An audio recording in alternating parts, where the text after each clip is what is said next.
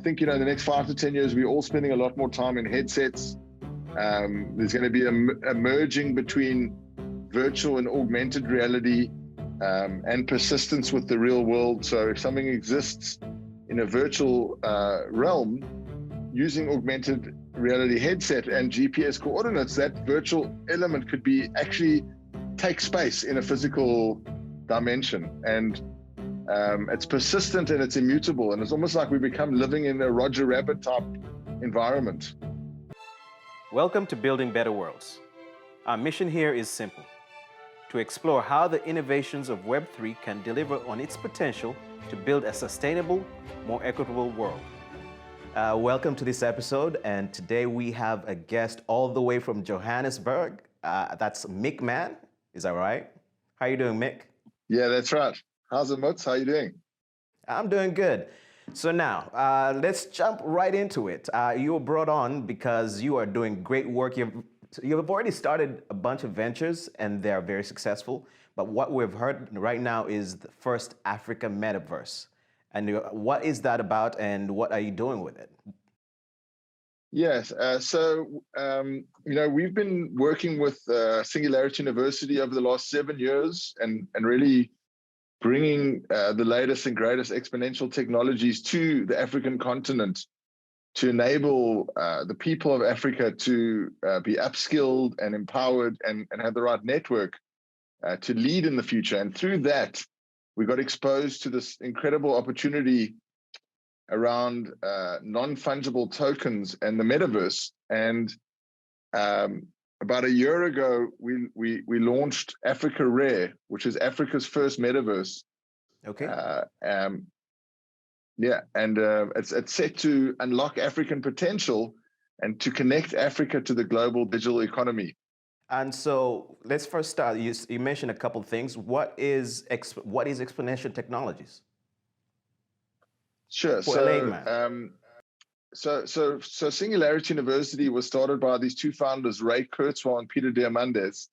And Ray Kurzweil is probably one of the greatest predictors of the future of our time, as well as one of the best inventors of our time.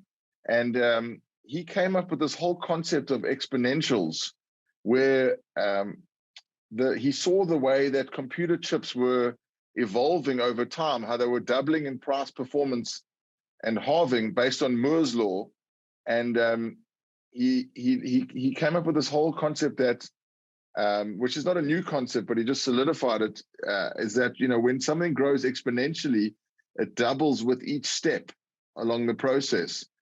So if you think about linear growth, if you go from 1 to 30 steps in a linear way, you're going to get to 30 meters at the end of 30 steps.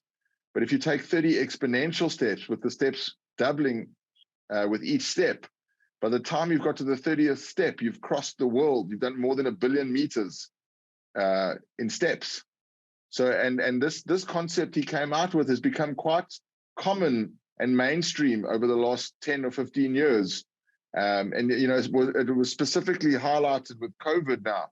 And we saw this exponential growth of the virus within our lives. So he wrote this book called The Singularity is Near, and where he made a couple of predictions on where the world is going. And Peter Diamandis, who's a serial entrepreneur, was reading this book and said, we have to start a university to teach people about these different exponential technologies that are changing our lives so that we could get ahead and create the future that we all want to live in. And these exponential technologies are things like artificial intelligence, robotics, 3D printing, blockchain technology, virtual and augmented reality, and the Internet of Things, that are all on this incredible growth curve that are expected to be trillion-dollar industries in the next 10 to 20 years. So how do we use these technologies to get ahead and to create the future we all want to live in? And that's where we've been educating leaders and future leaders across Africa for the last 6 or 7 years. And then through that, we started diving into these technologies ourselves. We bought 3D printers, we bought robots, we started, creating a virtual reality studio, and that really gave us this opportunity to get into this space. All right, so now that you're educating the leaders and the future leaders, are you gaining any traction or are you getting any pushback? No, we've had some incredible traction over the last 6-7 years. We've had some amazing stories of people, changing their full investment portfolios based on some of the learnings from us. We've had, people quit their jobs and start a new career, and or get into robot consulting for kids. We've had numerous stories about the positive impact that by learning about these tools and these new ways of thinking has had on people and has had on the society of South Africa and Africa. So it's been a really great ride so far. But when we were exposed to non-fungible tokens and the metaverse, we had already been developing in these virtual reality environments for a couple of years. And with the rise of NFTs last year, we saw more than $25 billion in revenue in NFT sales. We were perfectly positioned to launch AfricaRare as a virtual reality, 3D virtual reality world that is enabled by blockchain and NFTs. And what we've done is we've created Ubuntu land, the circular structure of land, of virtual land based on African architecture. Right. We've written this beautiful backstory about how the history of humanity and creativity came out of Africa, and the tribes of Africa were thriving and learning from all around the world. But there were these bad people called the Vamaleks who were trying to kill off the tribes and enslave them. So they formed Ubuntu land, the circular land, to protect the people and everything inside. And inside Ubuntu land, you form different hubs and villages where we've got different sized villages. And as you go up in village size, so can you do more with that land. And what you're building on this land are different digital experiences. It can be a virtual concert, it can be a virtual store, it can be a psychologist wanting to have a one-on-one psychology session with somebody in a 3D environment that escapes you from reality. So there are so many different applications of this new world. And we're so excited that Africa's taking part in this conversation now.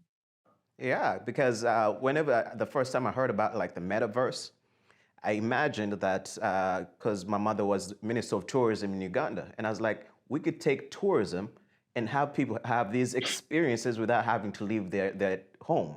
You can take them into the national park and feel and see the lions and actually have all of this. So when you say Ubuntu land, I'm like, this is a fantastic thing that's happening in my time, and I love it. And so are there any challenges you're facing right now that maybe someone out there watching could help you overcome them or anything like that?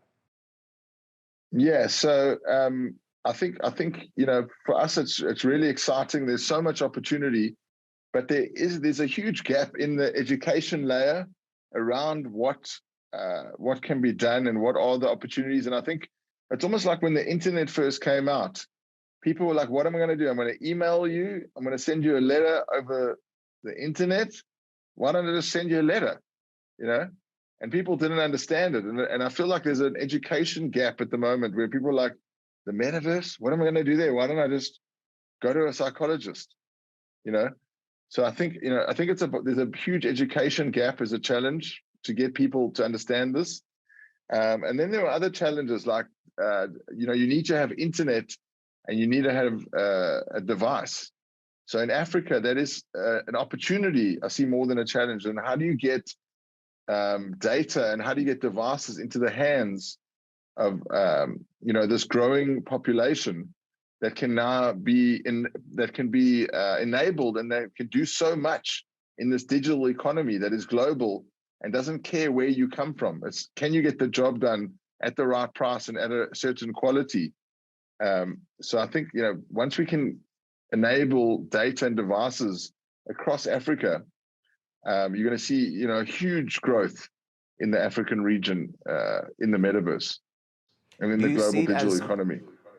Do you see it as being integrated into the education system, whereby in schools we're teaching about the metaverse and about cryptocurrencies and this whole new economy that we're building? Do you think it can be integrated into the schools?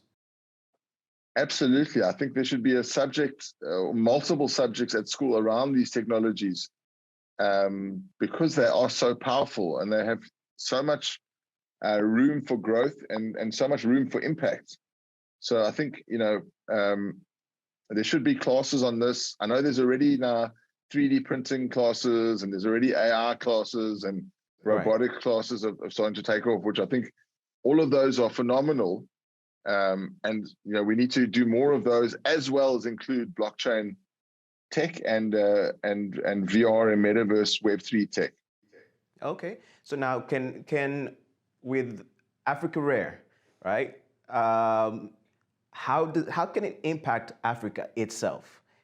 In other words, compared to the United States, we're kind of divided. In other words, we have our own little territory. But AfricaRare gives me the thinking that we could actually come together and solve the problems that Africa needs. It just doesn't have to be in Johannesburg. It can be in Malawi. It can be in Cameroon. How can this be a tool? Yeah, so I think there's a number of applications how it can help.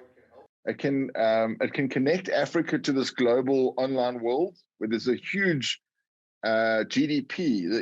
The global digital GDP. It can connect Africa to that, so you can have a lot of people that can earn money from people from different borders.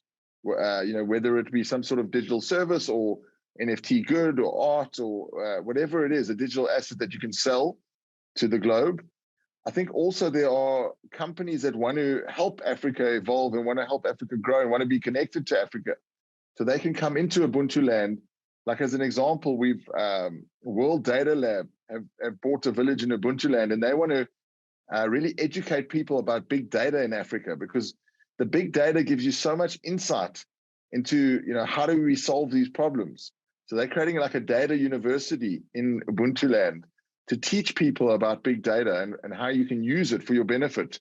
Looking at, life expectancies, different diseases, a lot of this data that is public. How do you harness that data and then use it to solve some big issues in Africa? Or another example is we're speaking to a food company about making a food sustainability village that will educate you on how to grow your own crops, how to build your own farms, how to be self-sustaining, how to be more green, looking at, different new types of food products that are coming into the world, how do you utilize those things, how do you leverage new farming techniques. So there are many different ways, international companies coming into Africa to help, as well as Africans, upskilling themselves and then actually creating their work and their job in this new virtual world and having a customer base that is much bigger with a larger checkbook than in their own region. Oh, nice. And so how would one access AfricaRare and Ubuntu land? So it's actually very simple. We've just done a soft launch now. We're in alpha, and there are a couple of experiences live. We've got like quiz nights on Thursdays, and that's become quite a great thing to go to. We've just finished season 1 of our Creators Live series, where we give any African artist the opportunity to perform to a global audience. And we got our season 2 coming in about a month and a half, which is going to be really cool. It's going to be more like a singing battle. So all you need to do is get a crypto wallet, connect your wallet and come in on the website, africarare.io. You can join the Discord. I think that's, one of the best places of getting information, or on our Twitter, AfricaRare NFT. But once you go to the website, connect your wallet, and then you can go into the central crawl, which is like a central area, and you can jump into different environments from the central crawl. Nice. So it seems like a very, very intricate but also beautiful world that you're creating that can give people different experiences and different ways of harnessing information and data. I like that. Exactly. Yeah, it's for me, it's because of blockchain technology and because of this new thing called the smart contract, we can prove true digital ownership. So for the first time, you can actually say, I own that in the digital format and no one else does, and I can prove it because it's on the chain. And it's it's a similar thing to when physical property rights came into the world, and you could say, I own that land. I'm going to build a farm on it now. Or I'm going to build a hotel. Or I'm going to cultivate the land and make products that I can sell. And so, by having that ownership, it allows us to want to innovate, to want to create, to want to, evolve the system. And, we have that functionality now, which is so exciting. All right, so where do you see it happening? Like, where do you see it going the next 5 to 10 years? So I think in the next 5 to 10 years, we're going to be all spending quite a bit of our time in different metaverses, making our living, being entertained, socializing with friends. Already, you see a lot of kids that are socializing in different games, not even playing the game, but just go into Fortnite or Roblox or Minecraft. Roblox, right? Or PUBG, and just actually socialize with your friends. So I think, in the next 5 to 10 years, we're all spending a lot more time in headsets.